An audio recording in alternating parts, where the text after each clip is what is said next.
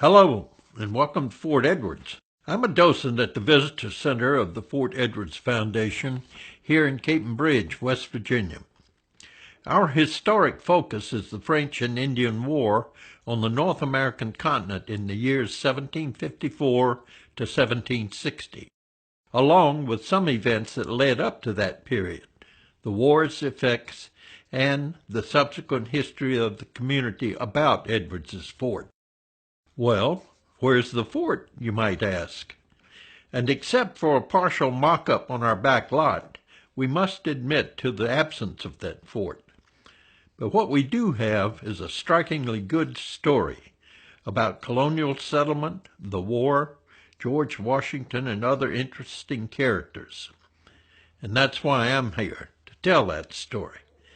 But as with any presentation, we must first set the stage. In 1534, French ships sailed into the Gulf of St. Lawrence and met with some 40 canoes full of Huron Indians anxious for trade, which soon began up the St. Lawrence at the Hurons' camp.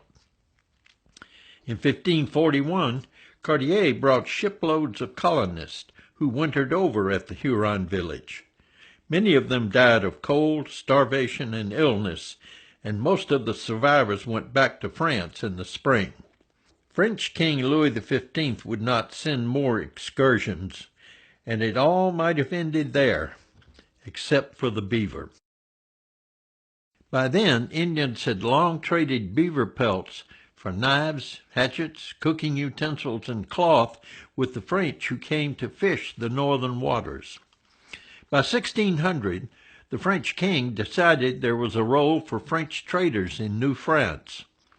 A colony was founded at Port Royal in Acadia, now called Nova Scotia, and in 1608 Champlain established Quebec.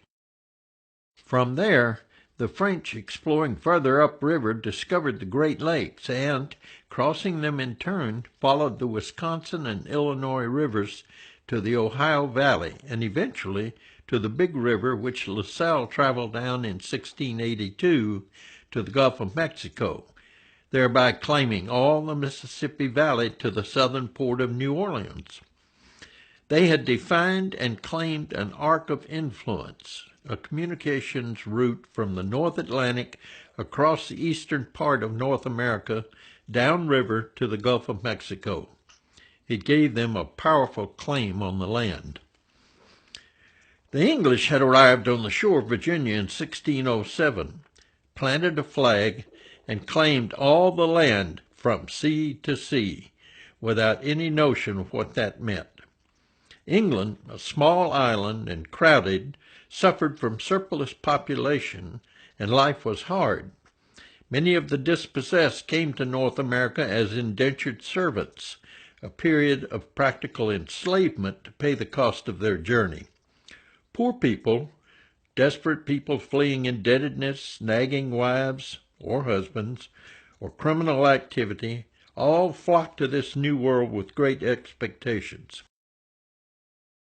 Whereas the British came for land to establish homes, farms, towns with schools, and other societal benefits, flocking to these shores to make a new life, the French came to exploit, first the fishing, later the fur trade, and eventually commercial goods trade with the Indians.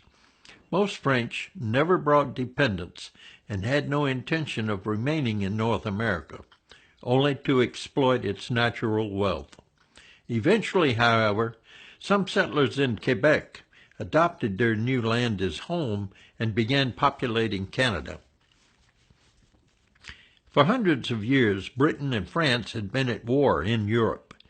But by the early 18th century, these two different cultures had coexisted here in the new land for more than 100 years because there was so much land and they were separated by the Appalachian and Allegheny chains of mountains.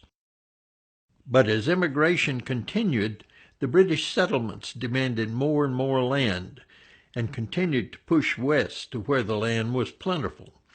They recognized the fruitful French activities of fur trapping and trade and thought to impose themselves into that market.